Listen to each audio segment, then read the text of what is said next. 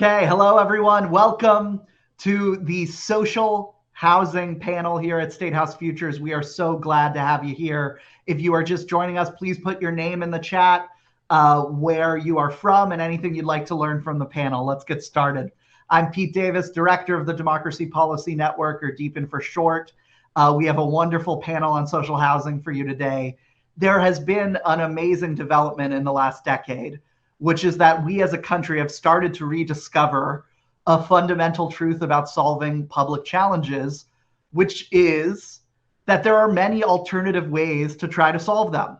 We do not have to limit ourselves to a narrow set of models that happen to align with the interests of the wealthy and powerful. One such model we are rediscovering is the power of public enterprise. We collectively, through our government, deciding to, as we have done multiple times throughout history, help make the things that people need. So many places in America today face an affordable housing crisis, and as we tackle it, we cannot limit ourselves to the standard models of housing production. We have to search out alternative promising models that have shown promise at providing affordable housing at scale. Fortunately, there is a really promising model that we've seen out of Vienna, Austria, out of Singapore, and even in our own country happening today in Montgomery County, Maryland. And states from Rhode Island to Hawaii to California, all across the country, are starting to turn onto it. It's called social housing. And I'm excited to have three folks here today who have touched social housing in different ways. We're going to kick this off with Paul Williams, who is the director of the Center for Public Enterprise. He's one of the leading social housing experts in America today, and he's going to start us off with a short overview of social housing. So, Paul, over to you. And as you're hearing Paul and the other speakers, keep dropping questions in the chat. We'll get to them at the end. Thanks, Pete, for that introduction. Happy to be here today. So, a brief overview of social housing, I think, starts with where we're at today in terms of affordable housing and public housing production in the United States, and what the constraints are, and why we need new tools to expand that kind of production. Right now, we have a couple of tools for making affordable housing in America. We have the low-income housing tax credit, we have vouchers, and we have public housing authorities.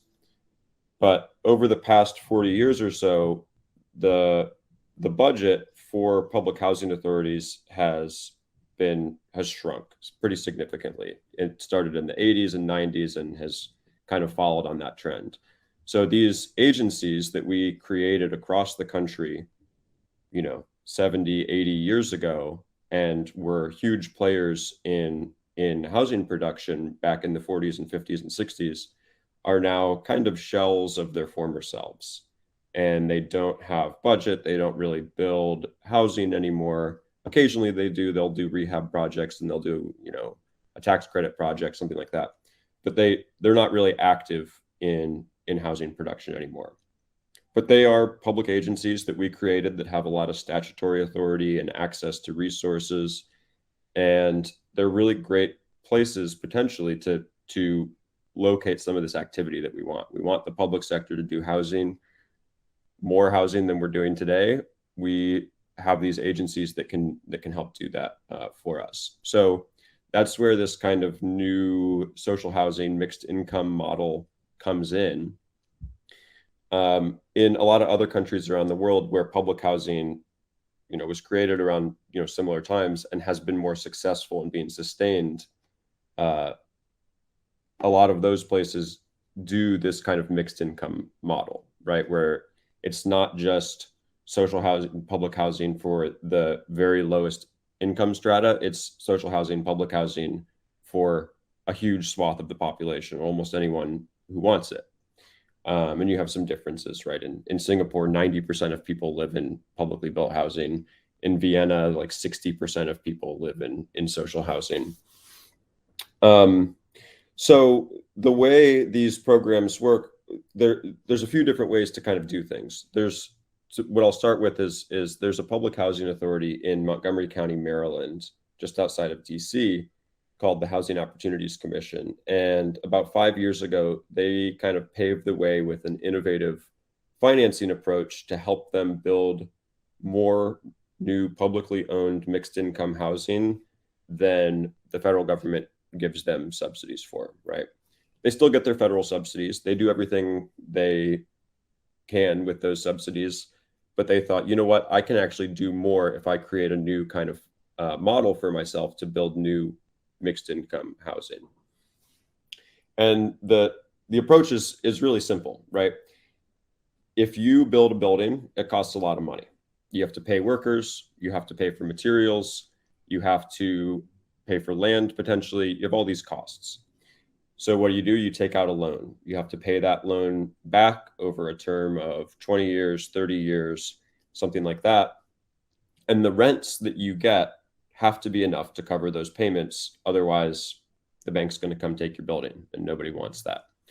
So how do you get to that number? How do you make your income, your rents match how much your building costs, how much it costs to pay the workers to build your building? The way that this kind of mixed income social housing approach works is, what if we have a mix of incomes where some people who have higher incomes can pay closer to market rate rents, and people who have lower incomes and need subsidized rents can pay the lower rents. And when it balances out, you have enough income to cover your costs and pay for the building and pay for operations. And so that's really kind of the basic approach, that you can expand your total affordable housing production really significantly if you can get a program like this operating at scale. So this is obviously very appealing both to organizers and legislators who want to expand affordable housing production, but it's also, in our experience, really appealing to people who run public housing authorities and state housing finance agencies, who are constantly looking for tools to expand housing production.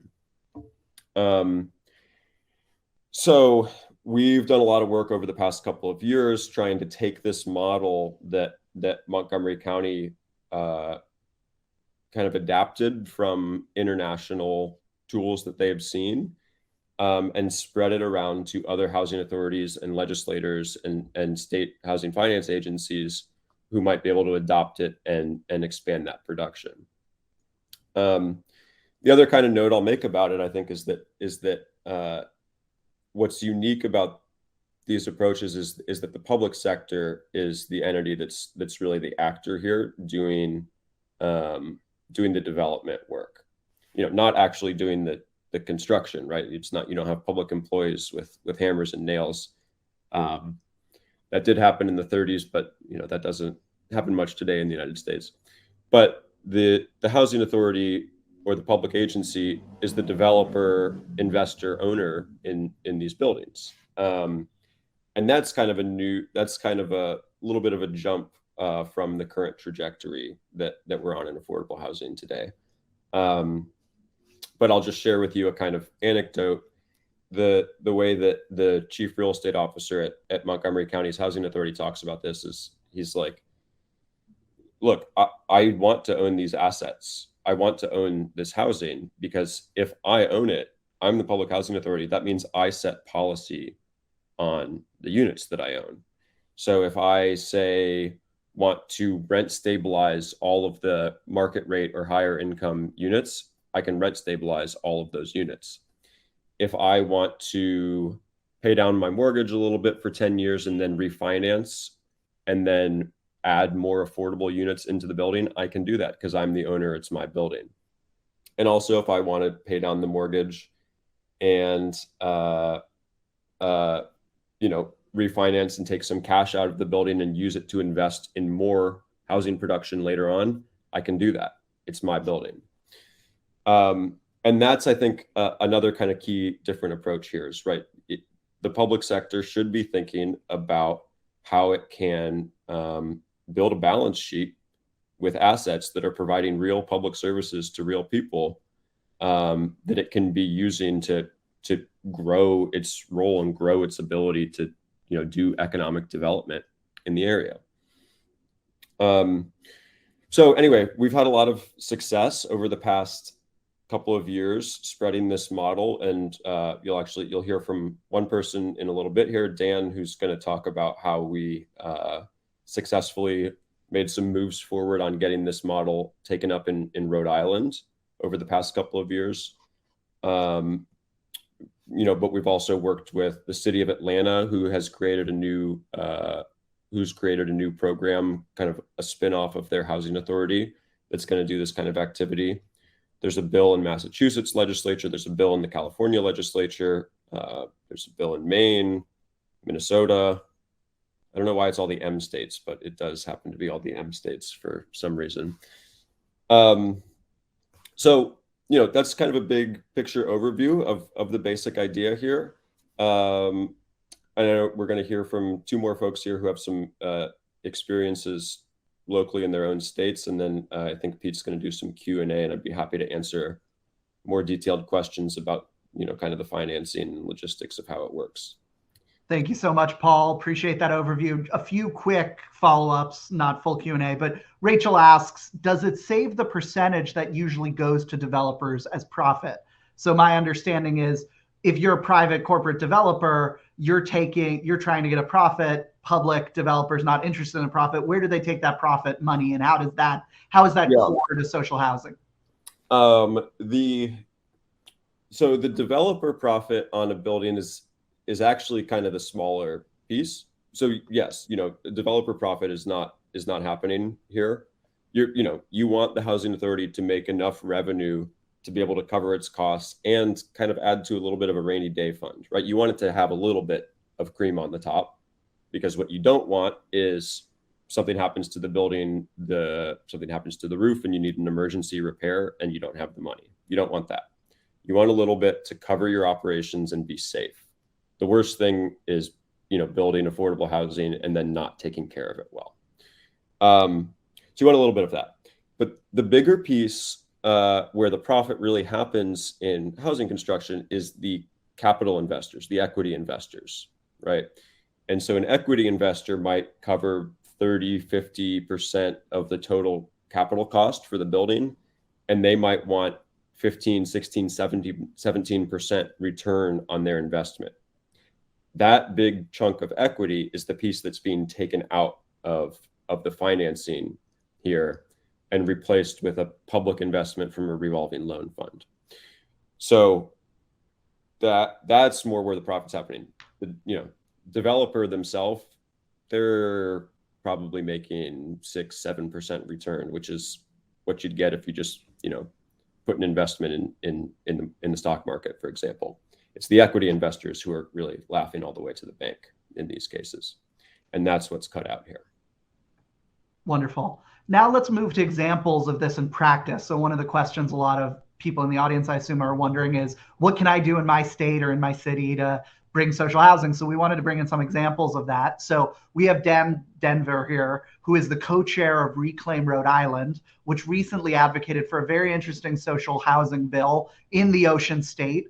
And we wanted to bring him here to share a bit about the journey. Dan, could you tell us about how the bill came about, what's in the bill, what tips and tricks you learned from fighting for it, what the future of it is in your state?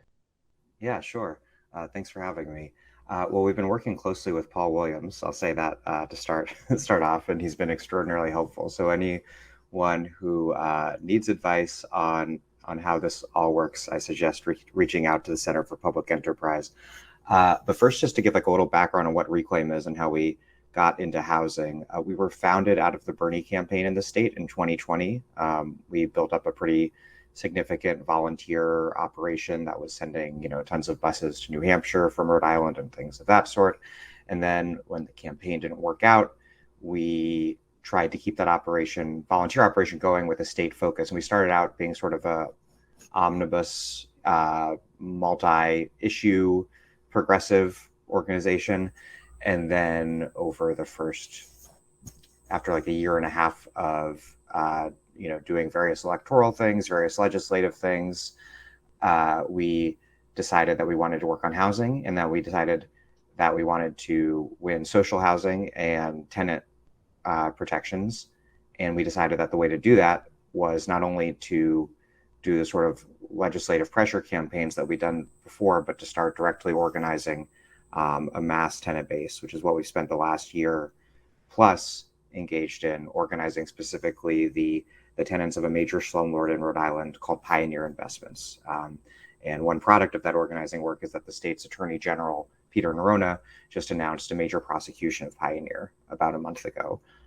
And we are hopeful that will lead to some pretty significant consequences for the landlord and restitution for the tenants involved. But anyhow, that's sort of our theory of change. Even though we do legislative lobbying work, our theory of change is like entirely based in tenant organizing. We also this session we're part of a broader array of groups that got a ban on rental application fees passed, as well as a procedure through which many tenants can have their eviction records sealed. But the social housing idea, I mean, just as Paul said, public housing has been privatized and defunded pretty dramatically at the federal level for many decades now. And so the reason the Montgomery County model, which is what it's become known as around the Statehouse in Rhode Island, is attractive is because it provides some opportunities for an expansion in public housing that does not depend on a dysfunctional and hijacked by right-wing Republicans federal government that is not interested in expanding public housing. And in fact, I mean, generally, maybe Paul could correct me, but I don't think we've seen very much anything interesting from Biden's HUD on expanding public housing, which if they are concerned with dealing with what remains of core inflation would be the thing to do. But anyhow, I will say very quickly, there are social housing fans in high places in HUD trying to work their magic. They're awesome. Exist. I await them making their moves. But so we basically started the discussion around social housing from scratch in Rhode Island, i.e., we had a number of strong legislative allies, including a number of legislators that we'd help get elected who were interested in working with us on it, but didn't know anything about it. And the leadership, Democratic leadership in the legislature didn't know anything about it. The media didn't know anything about it.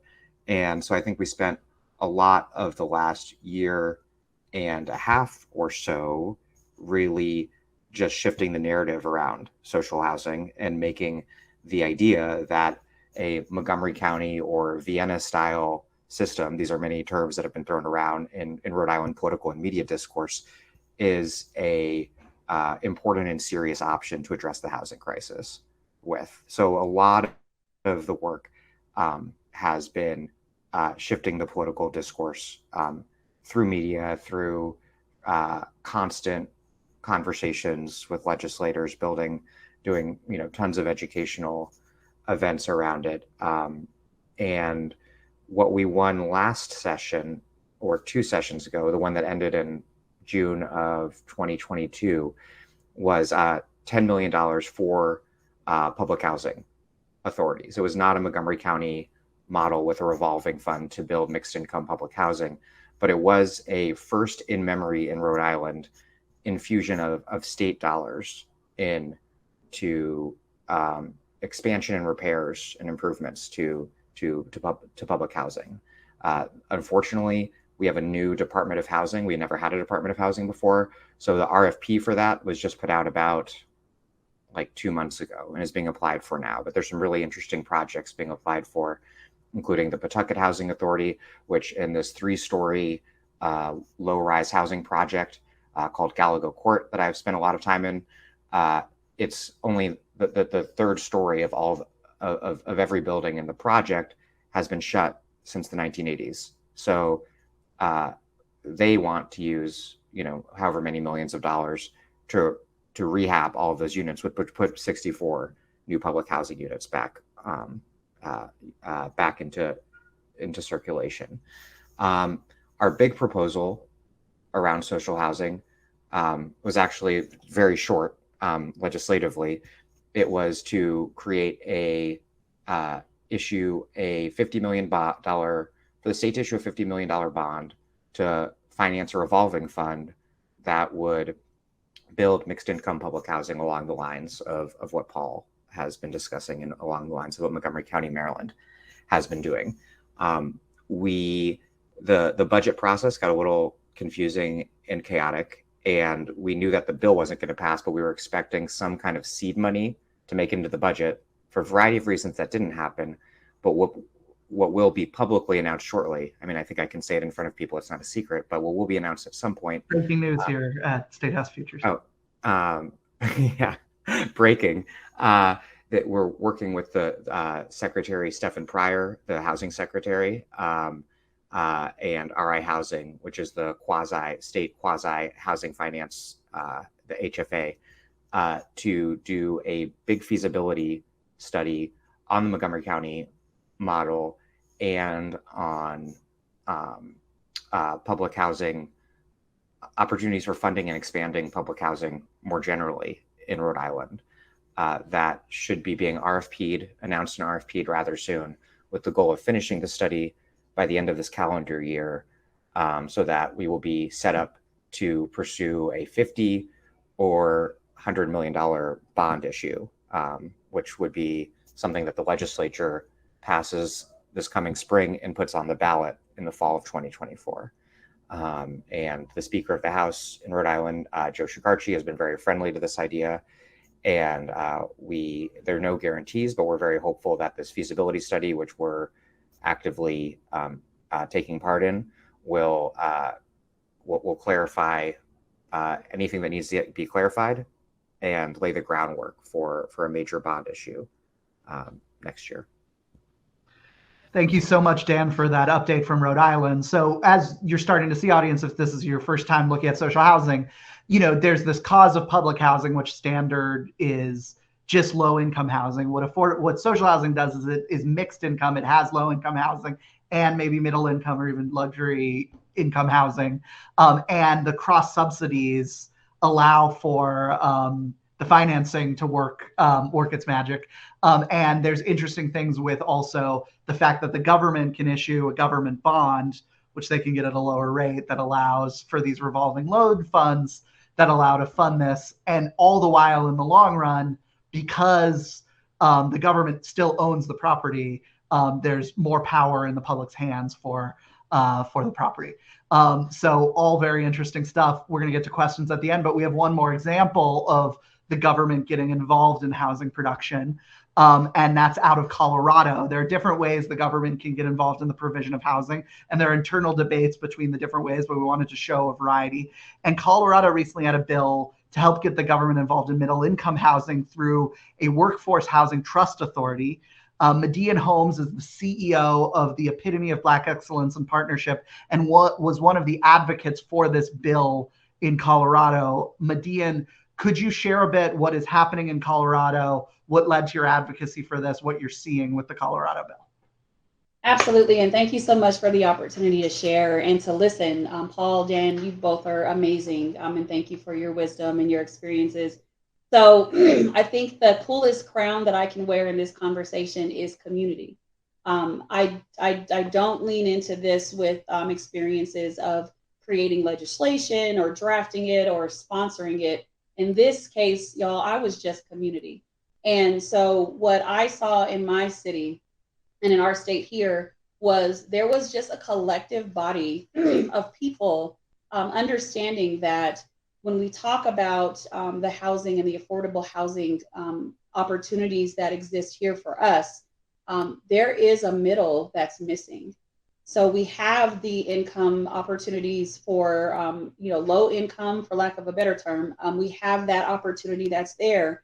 But when you earn too much to be classified as low income, but you're not making enough to where the market sees you, that's where we were finding a huge pain and a huge gap of need.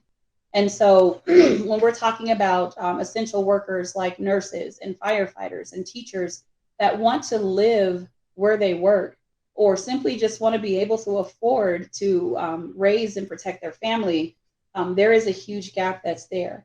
And so when this bill was in the process, the legislative process, going through the House, going through the Senate, and actually I'll kind of go back a little bit. It was even before then, the conversations that were happening as this was being created and curated for our state, those conversations were inviting community and also developers to the table. And so there were opportunities for perspectives to be offered and for that to be the core of the innovation of this particular legislation.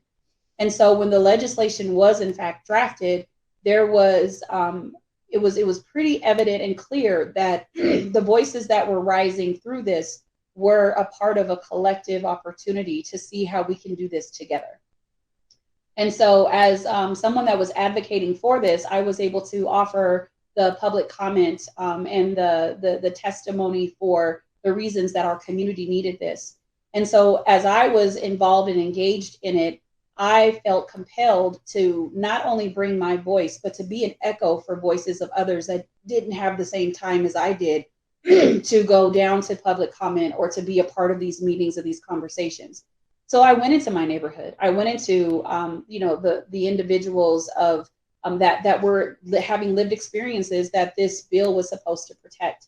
And I also ensured that there were, multiple voices and multiple lived experiences that were ultimately brought to the forefront to make sure that they were there both in story, but also it was just a resonation of their lived experiences that offered those that were doing the legislation an opportunity to understand what their responsibility was when it was time to draft the legislation.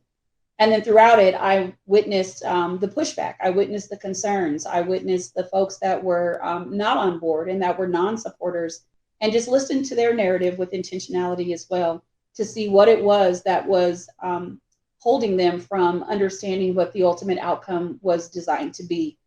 Most often, the lack of support came from just the lack of predictability.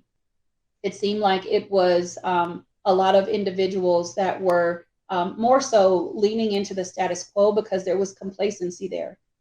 There was a lot of understanding of how the system currently works, and they didn't really imagine a model where this model would be something that they could predict or that would work. And so throughout the conversations, there were some amendments that were made to this legislation, but ultimately there were definitely some places where compromise was not an option. And because of community voice and because of the individuals that leaned into this, the hearts or the process compelled to ensure that this was an opportunity for those that were missing in the middle. So it was a great experience. It turned out that the bill was passed. It was signed into law back in June. And then that was now the opportunity for developers to lean in to say, this is what our intentions are, and this is how we would like to partner. And so that process has been happening, and I think now we're in a phase of where the Middle Income Housing Authority Board now is going to be deciding what areas they're going to go into to create and erect these buildings and these opportunities. But what I will say is, someone that is an advocate, I also believe in talking about some of the things that we need to continue to get better at. The Middle Income Housing Authority Board is appointed by the governor. And so there are individuals that are on that board that are working diligently, I'm sure, to ensure that this is going to be executed and it's going to offer the results that it needs to be, that are needed in our city. One thing that I do think that they can do better is when we think about who we dub as an expert in the room, I think that that's where Colorado can be a little bit better. The board is not made up or constructed of individuals that are currently living in these experiences. And I think that that voice is something that is still missing as it pertains to the execution of it. And then additionally, the awareness piece, the awareness of making sure that community understands what this is and how to access it. Because in some spaces, it's going to feel like gentrification. There are communities that are not really understanding that this thing exists for a gap that's there. And so it will look like these buildings are being erected, or there are these buildings that have been purchased and bought, and it's going to feel like gentrification. So my challenge to like the folks that are in on this panel or in this space today is, if you're going to pursue this actively, make sure that you are also thinking about how you leverage voices when it's time for the work to happen. because I would love to see Colorado still be just as collective in executing as they were in crafting this opportunity. And if we can do that, I really do think that we're onto something. But we are pushing through, and we are really trailblazing in a very special way, particularly for our state, to ensure that this is something that can be cultivated and that can be accessible. Thank you so much, MiDian. Now we move to questions, and drop them in the chat. We'll try to get to as many as we can before the end of the session. So questions seem to be falling into two categories. One on the logistics of appropriation in a bill and how you can develop city levels. And the other is on how this relates to affordability generally and gentrification. So a bunch of folks are asking, how is this related to gentrification? Is the goal to resolve that issue? Is the goal to provide more affordability? Or is there a, if we went from providing public housing that's just for low income to providing public housing that's also for mixed incomes, isn't that an encroachment on low income public housing? So why is this a progressive or small d democratic policy? So Paul, could you get into that a bit? Yeah, there's one question from Samir asking why the goal is to have the cross subsidization, and why if that's better, or why it's better than direct subsidy. I would say it's not better than direct subsidy, but the amount of direct subsidy that we get from the federal government is chosen by Congress each year, and we can and do a lot of work to try and get Congress to increase that subsidy. And some states do have their own additional subsidies and vouchers that they put in, and we can and do try to push states to do even more of that, and that's all great. But at the end of the day, however much you're able to get, however many dollars you get for subsidies, you can spend it all. And then on top of that, you can still do even more. That's the point of a program like this, is however much subsidy you're able to win in any given year, you can spend it all. And with the mixed income approach, you can do even more affordable housing on top of that. And you can do as much as you can build, right? Because you don't need, the kind of point of this model is here's a way you can get affordable units without the need for any subsidy. That doesn't replace all the subsidy that you do. All the subsidy we still need to and can and do fight for. But on top of that, here's even more affordable housing that you can get. And that's what I think is really powerful about this model is, it can sustain, there have been times when Congress really cut affordable housing subsidies. This is a model that allows you to continue producing affordable housing if that happens to be the case. We've also had times where Congress put a lot of money into affordable housing subsidies. This is a model that even when that's the case, you can still do even more than Congress pays for. So it's not a this, not that. It's a yes and situation. We need all of these tools to produce as much affordable housing as is needed, which we're far underbuilt on affordable housing in America. We also got a question of, does this need an appropriation ask? So that's the confusing thing hearing this for the first time too, because in some ways I'm understanding it, the money comes from the cross subsidy of the higher incomes, lower incomes, but you're also talking about this revolving loan fund. So could you talk about, I'm a state legislator, I'm a city budget, and, anytime you're asking for a bill that also requires money, it's an extra process. So talk a little bit about that. Yeah, so the way I mentioned before that the kind of most expensive part of a conventional real estate deal is the private equity investment. The point of this model is that you cut all of that out. Instead of having private equity investing in a project, you're going to make a loan from a revolving loan fund that's a short-term loan, a few years just for the construction period. You have to have a fund to loan from. Right. So there is an appropriation. There's a couple of different ways that you can create a fund, though. Right. You can just take cash out of your budget and appropriate it into a fund and say, this fund now exists and here's the money. The way that Montgomery County did it is they didn't do an appropriation. They issued a $50 million bond, which they pay, a few $1,000,000 a year on for 20-year term. So, from their point of view, right, it's $50 million bond. So they're paying like $2.5 million a year or like $2.7 million a year, with the interest, which for, a big count, like that's not very much money. Most jurisdictions can come up with a couple $1 million a year. You can also do a smaller revolving fund if you can't come up with that much. I posted in the chat, there's a link to a piece on our website that kind of goes a little bit more into detail on how the financing works and how the revolving loan fund is structured. But also, if you're interested in if you're in government or a legislator or an organizer interested in taking some concrete steps to check out the feasibility of this in your jurisdiction, please feel free to reach out. And that's what we do. We're happy to help. Thank you so much, Paul. One more quick policy question, 1 minute on this. Someone asked, could you tie social housing to rent control policy or other tenant rights aspects? My understanding is kind of the hidden joy of public housing, public enterprise social housing is you also have some control afterwards, but could you talk a little bit about that very quickly? Yeah, so Montgomery County's, the Housing Opportunities Commission in Montgomery County, every unit that they own is permanently rent stabilized. So yes, you can, and they do. And they all have tenant protections that go beyond the county minimum and state minimum law. So all of those units are further protected beyond what the law already provides and are permanently rent stabilized. And why is that possible? Because the Public Housing Authority is a democratically controlled institution that is the long-term owner of these buildings, the permanent owner of these buildings. So they're able to, you can have public control over how that housing is governed. So yes, wonderful. Absolutely. Thank you, Paul.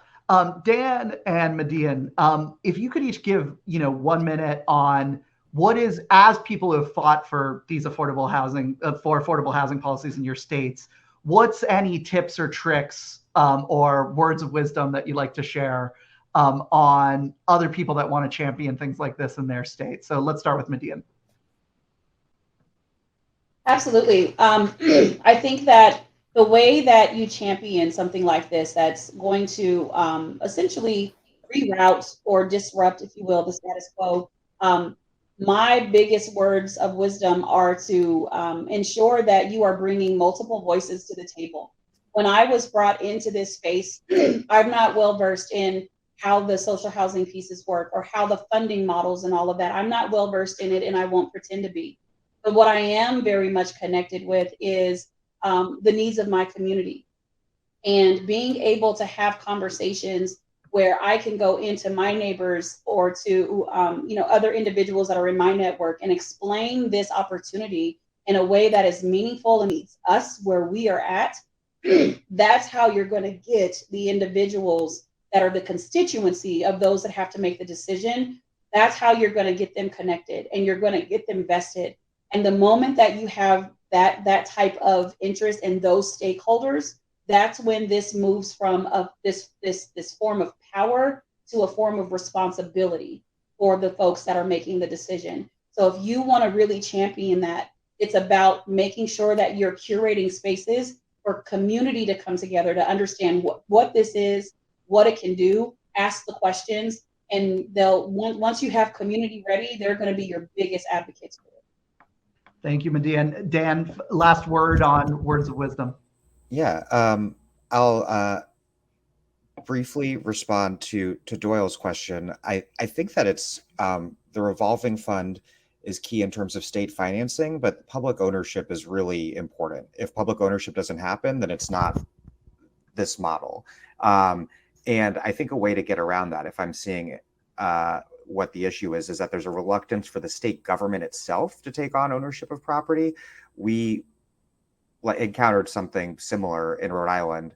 And so the model we're pushing for at this point would have a state level revolving fund, but that would be financing buildings that would be owned by public housing authorities. So Oregon, as public housing authorities do, it would not be requiring the creation of some new entity, to publicly own assets. It would just be the state creating this new revolving fund that would put new assets on the balance sheet of PHAs, public entities that are used to having assets on their balance sheets.